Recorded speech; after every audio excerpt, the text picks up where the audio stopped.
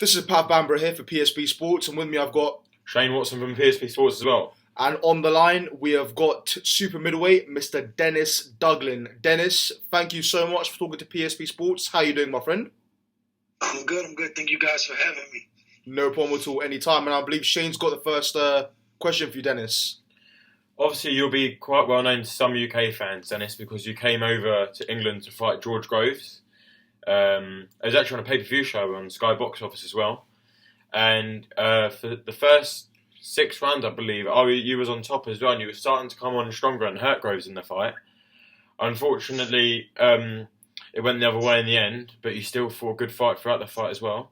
And you definitely got good publicity for it because your name came out in the UK and a lot of people know of you here now. Our question, what was it like to be in a ring with George Groves? Because obviously he's a great boxer and fighter. And not many people can say they fought George Groves. And so basically just give us an insight of what it was like. First off, like you said, George Groves was a great fighter. Take my hat off to him. It was great. It was a great experience to come out there, be in front of new fans, and to get a ring with a fighter like George Groves. Unfortunately, like you said, the fight didn't go my way. I fought good in the beginning, but I just gassed out because I didn't have a full camp for the fight. We got the fight with we fight with 4 weeks notice, and then by the time everything was finalized, it was 3 weeks, and I didn't have my trainer with me, so I'm trying to kind of train myself for 2 weeks. But it was a great opportunity, so we took it. So I came short, like you said, to play George Groves again. Respect to him, right? Like I said, not taking anything away from him, and no excuses. He's a great fighter, but I definitely love to fight him again with better preparation and see how that result goes.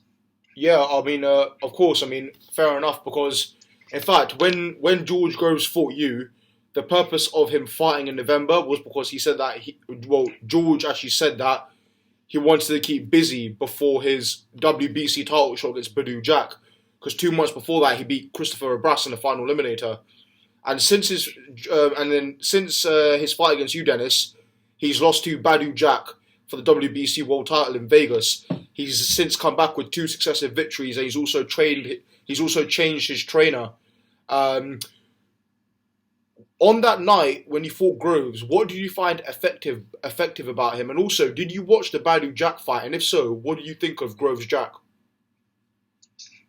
I thought the fight was a good fight. I did watch the fight. I thought it was a good fight. I thought Badou won. I know George Groves playing me. He felt like he won. It was definitely a close fight. And maybe if they had a couple more rounds, maybe George Groves could have pulled it out. But I think Badou won it up in the beginning. And yeah, indeed. I think his biggest strength is he makes really good adjustments. Even in a fight with myself, although I gassed out, I think the stuff that was really effective in the beginning, the first 2 rounds, he took it in, he made adjustments, he came out stronger towards the end. I mean, of course it helped that I gassed out, but he definitely makes really good adjustments, which I was surprised by. I pretty much thought he was going to be a one-dimensional fighter. So he definitely isn't a one-dimensional fighter. He definitely makes good adjustments. The Badou Jack fight as well made a good adjustment and tried to come strong. I think he just started a little bit too late with Badou. Badou's always in great shape, so that was a different type of experience. But like I said, I would love to fight him again because I make good adjustments as well. Right. I unfortunately couldn't switch to a different gear because again I didn't have anything left in me. But I would love to have made the adjustment to the adjustment he made and played chess with him. Sure, and I mean, also recently, Badou Jack defeated Lucien Boutte, and for some reason it was given as a draw when clearly Badou Jack won that fight by I believe around 2 or 3 rounds. And of course, in the UK, the IBF super middleweight champion is James Degale, who defeated Porky Medina as well on that same card.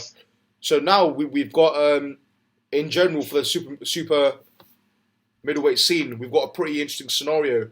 We could see James Degale and Badou Jack facing each other. How do you see a fight in a unification fight between Jack and Degale going, Dennis? To be honest with you, before, if you'd asked me this a couple of years ago, I would say that Degale wins this fight. I didn't really know too much about Badou a few years ago, and I was always following the guy even from the Olympics and stuff like that. So I thought he was a great boxer. But as recently, Badou keeps getting better and better. I was actually in his camp with Boutte fight. I was his main sparring partner, so I was able to spar with him for about 5 weeks for for the Degale fight, and Wow. Okay. just watching him grow and how hard he works. I think he's a great fighter. And then personally, I think Degale seems like he shied away from his boxing and wants to fight more. And I don't really think that's really the best decision for him. So I think it'll be a great fight. I see Badu pulling it off. I think that Badu's gonna pull it off. So I'm excited about the fight. I think this is gonna happen in September. So I'm looking forward to it. And hopefully my fight goes the way I think it should go, and I can call out the winner or get an opportunity to fight somebody else that gets me there. So I'm excited about it. Absolutely. Obviously, we've seen a little bit more on you now rather than talking about everybody else. We've seen you've had 3, I would probably call tune-up fights since the Groves defeat, and you've won them all very easily as well. And so you've done them in good fashion. But you have a big fight coming up against Nielsen in Denmark, I believe. And it's for the WBO Intercontinental title. So now you've got the chance to become world ranked within the WBO as well. And I believe the WBO World Champion is Gilberto Ramirez. And if you get past Nielsen, is that the kind of fight you'd be looking for? Looking for Ramirez? I'm looking for anybody that has a title, any world title, WBO, WBA, IBF. I want to fight. I'm in the sport to fight the best. I'm definitely not going to be one of the fighters that wants to eat easy opposition, which you've seen already based on me fighting George Groves and short notice and for the other top fighters. I have no problem fighting top people. I'm not afraid of anybody. So after I get past this fight, whoever they offer me, hopefully they offer me a fighter with a belt, I'm coming after. So whether that's Degale, Jack, who I'm actually really good friends with, or Ramirez, whoever it is, I'll definitely take the fight, and I'm looking forward to it. Obviously, when you fought George Groves, you had to travel to the United Kingdom, and that was probably your biggest fight of your career. Now, I'd say this is probably the next biggest fight of your career because it's become world ranked, and you're fighting a great fighter in Nielsen too. How do you feel about travelling to other countries for the big fights? Is that something that annoys you a little bit, or is it something you don't mind working with? I don't mind it as long as I feel like it's fair.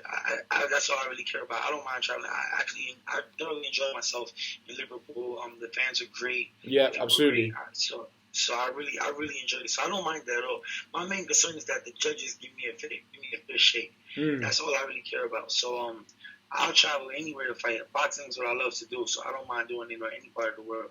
I just want to get treated fairly wherever I go. That's my main concern. So I'm looking forward to coming over to Denmark and meeting new fans and fighting him. And I know he's from Germany, but I guess they're close, so I guess it's his backyard. But I look forward to that, man. Like it's exciting to me.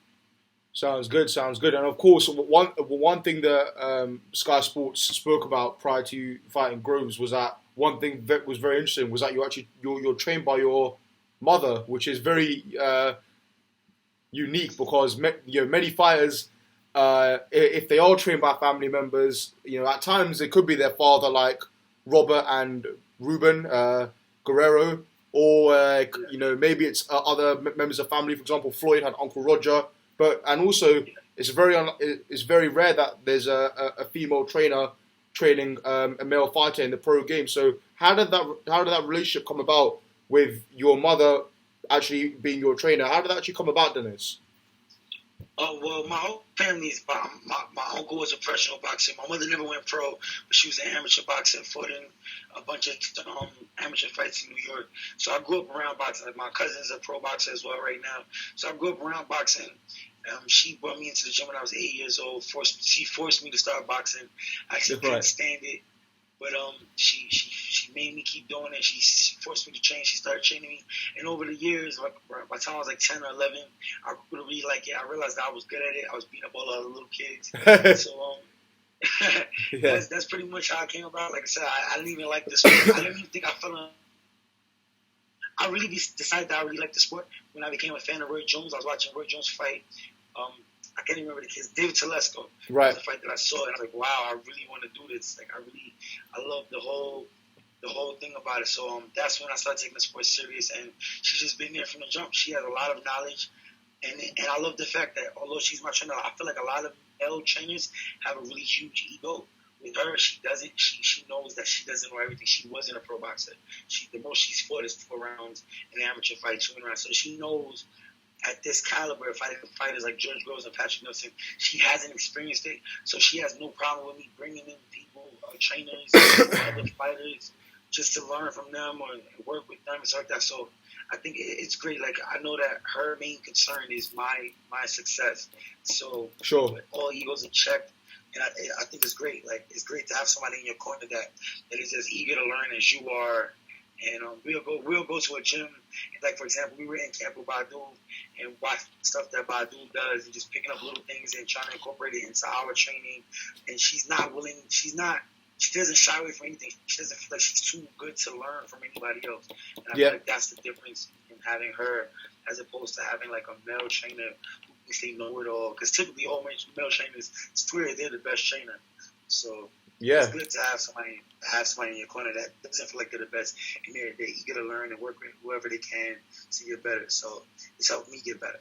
Sure, and obviously I think one of the key things you mentioned there is that egos are put aside, and she just wants the best for your success. And I find that very interesting because I remember going to the press conference for when Chris Eubank Jr. fought Nick Blackwell, and that was in the middleweight division for the British title. And Chris Eubank Sr., who's obviously Eubank Jr.'s father, basically said that people were questioning the role in camp with his son. And he basically said that I am here because I don't want my son to be taken advantage of in the business and in the game as he was. And he knows the game well, he's experienced it, and he could take care of his son like he didn't get taken care of. And is that the relationship you view as well when you have what you have with your mother in the boxing game? Like, she is just purely looking for your success in the game. Exactly. Yep. And she's really good with this, even outside the training aspect as an accountant. So she's good reading contract, and so she, like you said, she's pretty much there to just make sure I don't get taken advantage of and just grow with me. And it's great. Like, we actually cross spar Chris Eubanks a couple of times too, and I was able to meet Chris Eubanks Sr. and that's pretty much what he was telling me too. And I think I like how he is. He rubs people the wrong way sometimes, but when I was able to talk to him, I really respect how he is with his son and what he's doing for his career, and just pretty much trying to make sure that the same mistakes that he made aren't made for his son's career. So I appreciate that.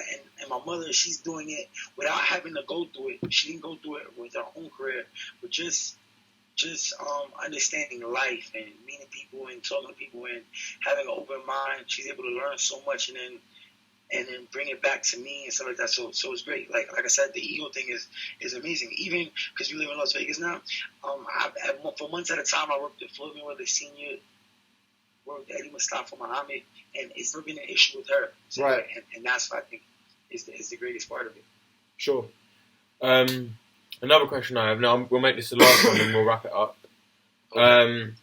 Basically, boxing in the UK is as big as it's probably ever been right at the moment. Obviously, they have the most world champions they've ever had, and the TV coverage and the stadiums are selling out all the time in the UK now as well. And the best atmosphere in boxing at the UK is that's what a lot of people say in boxing. And that's part of the reason why Floyd Mayweather wants to bring the Badou Jack James Degale fight to the UK, as he said in an interview that it has to happen here, it has to happen in the UK. Do you believe boxing is at its biggest in the UK now than anywhere else in the world at the moment? Yes, definitely. I agree with that 100%. UK has some of the top fighters right now, like you said, most world champions they've had in a long time. And the most exciting fighters, again, going back to Chris Eubanks, who's super exciting. Anthony Joshua is super exciting. George Groves is exciting. Degale is exciting. I mean, there's great fighters coming out of the UK, so I would definitely love to fight out there a couple more times. So hopefully after this fight, I'm able to come back out there because, like you said, that was one of my biggest fights. Unfortunately, I wasn't prepared for it, but I still had even in the loss, I feel like I had one of the greatest experiences coming out to Liverpool. Just how the fans were so accepting to me, because that wasn't I had when I was going out there. I thought I was going to get out there and I was going to boo and get treated funny, and I was just going to be locked in my room. But it was great. Everybody welcomed me in. Yeah, sounds good. It was great out there. So I would definitely love to come out there and fight again. Hopefully, after this fight, I could fight George Groves out there again. I would love to fight him again. I would love to fight him out there. So that'll be amazing. Maybe we could be on that Anthony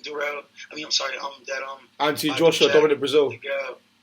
Sorry? Yeah, sorry, you're saying you could either be on the Joshua Brazil card or you can be on the Degale Jack card. Who knows? Fighting again. That really gave Boutte card. That'd be. I mean, the girl on Jack card. That'd be great. So we just want to get past this fight. I don't want to take anybody for granted. Like you said, Patrick Nielsen's a great fighter. Yeah. I've been watching him a lot. I know he's not taking my fight for granted. I'm in a position where I have to win, so I'm not taking this fight for granted. So I just want to get past this fight, and then we'll look forward to hopefully coming back out there. Absolutely, Dennis. Dennis, on behalf of me and Shane, thank you so much. Thank you so much for talking to PSP Sports. Both of us wish you all the best in your upcoming fight against Patrick Nielsen. Fingers crossed you get the win. And also, make sure you come back and visit us here sometime in the UK. The fans over here love you, Dennis. So all the best against Nielsen. Thanks all for your time and take care as well, Dennis. All the best. All right, thank you. I appreciate it. Have a good day. Thanks a lot, Dennis. Take No care. problem.